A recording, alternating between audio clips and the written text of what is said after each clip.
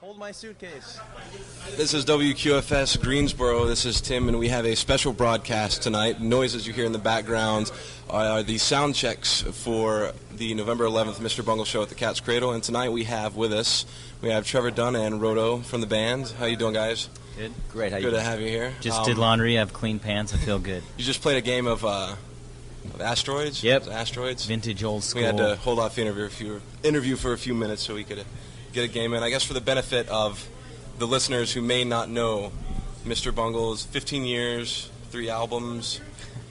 Pretty sad.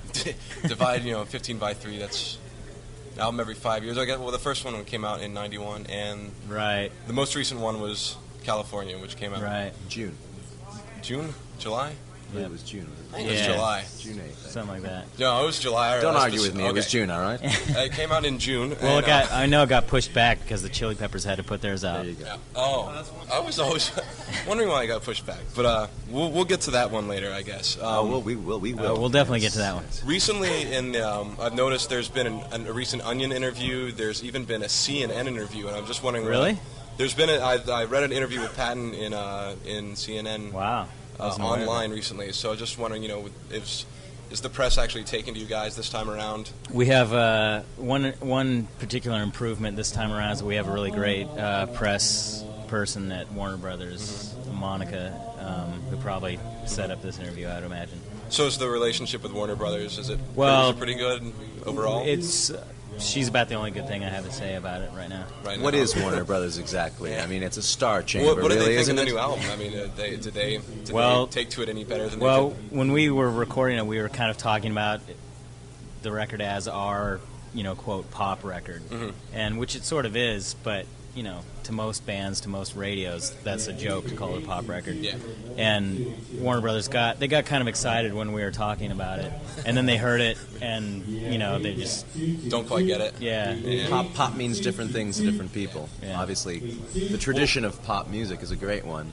What pop means to the market is entirely different. Yeah. Well, there's been speculation about Retro Vertigo actually becoming a single, and it seems to be the one that's often played off the album. But are you actually considering releasing it as a single? Probably not at this late of date. I mean, we wanted to originally. We wanted to just release it as is. Warner Brothers wanted us to do a remix, but they wanted us to pay for it, and we weren't ready to do that because even if you pay $10,000 for a remix, you're not guaranteed a hit. Well, a remix, who would I don't know, Armin van Helden or DJ Seabiscuit. I mean, you never really know what you're going to come out with, do you? It's basically the name that you pay for, I think, But hey, what's new? Okay, I guess one of the things that at least I was always curious about is that there's often elements of, foreign elements. I really don't know how to word this, but I mean, you have like Desert Search, you've got the Middle Eastern feel there. You've got a lot of Italian Musique here and du there. monde. Latin are you fluent in more than one language, or is someone really influenced by Middle Eastern traditions? Well, we all listen to a lot of different kinds of music. We're not limited to American pop radio, that's for sure. In fact, people often ask us what our favorite bands are, and we usually don't have an answer because we don't really listen to bands very much. We listen to, So you're not too keen on the pop scene at the moment? No, I don't occasionally have any favorites or anything. No, absolutely not. Which is also not to mention the fact that the idea of what's your favorite band is sort of a monochromatic way to look at music. Yeah. I mean, in all earnestness, music is a global thing, and when you're a musician, you're constantly going through different phases and trying to unearth new things to keep your own creative mind fresh. And we'll sit in the van and listen to Dumbeck music, and just listen to that Dumbeck part. It's wonderful. It isn't like any of us are going to say, well, we're not strictly rock listeners, that's for sure. Was that your rider van outside, taking all your equipment? Yeah, that's our gear. I noticed last time around, I saw you guys this summer at Avalon in Boston, and it was the budget rent-a-trucks. They're not, Warner Brothers isn't putting up the big fancy tour buses for you guys. They would give us tour support, but it's what you call recoupable, which means we have to pay the money back, and there's no point in taking out a loan like that. We'd rather just do it cheaply and try and make a little bread. Secondly, there's nothing particularly glamorous about a tour bus experience. I think on the first 2 days it's glamorous to be able to play Sony PlayStation and play Bloody Roar in the back lounge, but the truth is a van staying in hotels is quite a bit preferable to sleeping in small mosquito-sized bunks. Right. Would you say that all of your songs have quote unquote meaning to them, or some of them, you know? Well, definitely, I would say yes with quotes around it. Well, can I list off a couple titles from the new album? Maybe get like a couple word explanation. Sure, from, I'll do. This is the one I'm very curious about. None of them knew they were robots. Yeah, that's Trey wrote that song. Mm-hmm. He wrote the lyrics for it, and he could definitely, you know, go on for hours about it. So I'm not even going to speculate. Okay, I'll air-conditioned nightmare. Okay. I'd be happy to speculate. Please speculate. I would suggest that none of them knew they were robots was a situationist critique of cultural conformity. How about air-conditioned nightmare? Those are Mike's lyrics. Those are a little bit more obscure.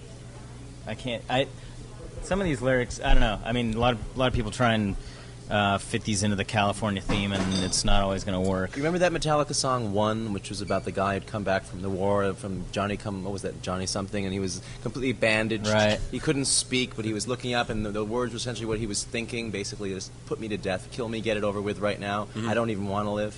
Air-conditioned nightmare appears to be sort of the inner narrative of a patient in a hospital who can only see outside of his window through his bandages, but dreams of going out into the air. And I believe the end of the song is when he actually gets outside, and as simple as it is to take a few small steps into the sunshine. That's a really good explanation, Roto. Really happy to do it. You're on a roll tonight. That's what it seems to be. Interpretations by Roto. Yes, thank you. All right, how about The only thing I remember about that Metallica album is how horrible the bass drum sounded. Really tinny, but I remember how well they banged their heads in that video all at Oh, once. yeah. The circle banging. Yeah. Well, if I'm not mistaken, you wrote Gollum 2. Trey wrote that. You wrote that? All right, wait, what did you write in the album? I'm trying to remember. Good question. I'm going I through wrote the liner notes Retro in my head. Vertigo, Tell me about Holy Retro Filament, and part of what's that one song? Vanity Fair. Retro Vertigo, you want to know about? Yeah, let's go for that. Retro Vertigo is about culture, false culture, American culture. I was just thinking about it today because somebody asked me about it, and a lot of those lyrics were inspired by such great current events as O.J. Simpson and Monica Lewinsky, that kind of stuff that really takes the forefront of our culture, and it's fucking really disturbing. We're gonna pause for a moment to hear a song off the album California, and I guess we'll go ahead and do Retro Vertigo. Give it a shot. Right on. It's a good song, so listen up. Can't go wrong. We are back. Already, we are wow. back with that must have been the remix. with Baby Trevor got Roto back, from okay. Mr. Bungle here at Cat's Cradle on November 11th.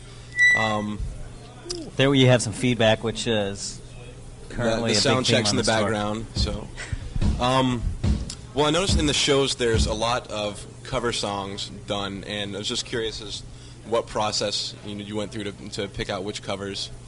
Well, kind of the same process that we've always dealt with. We just kind of, different people in the band start picking out cover songs. We always intend to do a fair amount of cover songs on the road, and people put their ideas on tape, and we just pick out ones we want to learn. And Just curious, who's the Dead Kennedys fan? Who's not? Yeah, who's not? Who's not? All right, question. good answer. I mean, we're from San Francisco, you know. They're like, we'll lead into another question later. ooh, that's about a 2K, I would say. Well, I guess you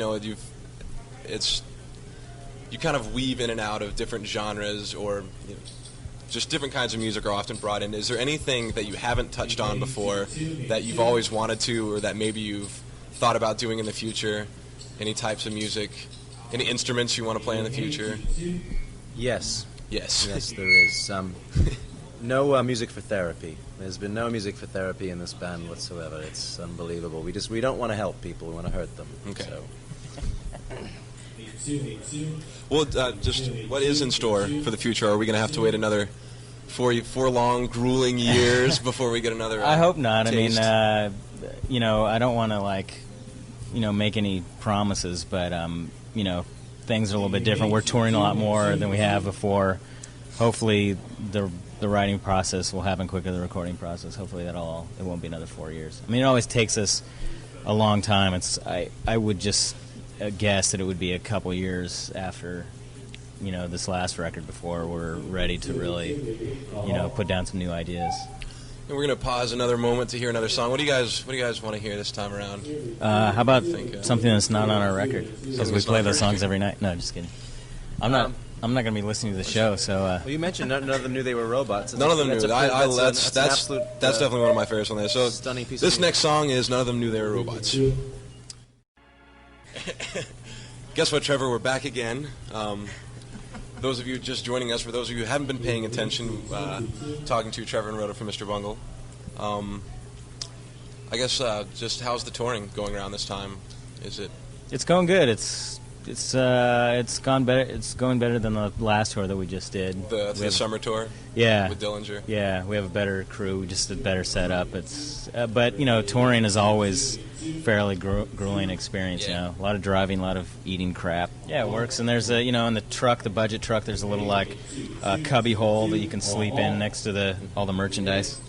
So no major problems, no explosions, no injuries. Well, there has been a little problem. Every single night, of course, as everyone's pointed out, we do set up a small shrine to Frank Zappa and Sun Ra in the back, and we pray to it every night. And we've had a little problem every once in a while setting that up in time for the show. It gets a little difficult, but there it is. I think you guys don't appreciate the constant Frank Zappa questions. I was thinking about that today because there was an article in the New York Times, which is great, a review of the show, and it's pretty exciting to be in a big paper like that. But whoever wrote the damn article, it looked like all their research was based on other articles. They credited all the writing to Mike, which is not true. If they'd bought any of the records, they would know.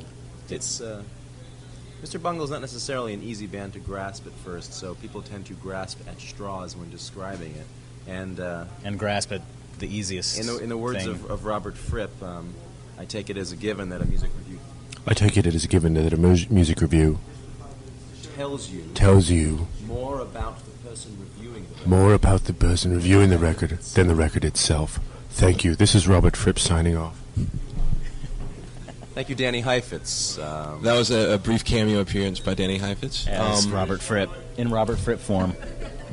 The Zappa thing actually, yeah. Who? Why, yes, he is. So should have done a little more. Yeah. I'll help you out with that.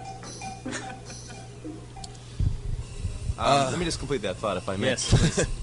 The one thing, Zappa did have a certain kind of sense of humor. He did have a certain kind of darkness, a certain kind of cynicism about his humor. I do see that kind of thing in Bungle.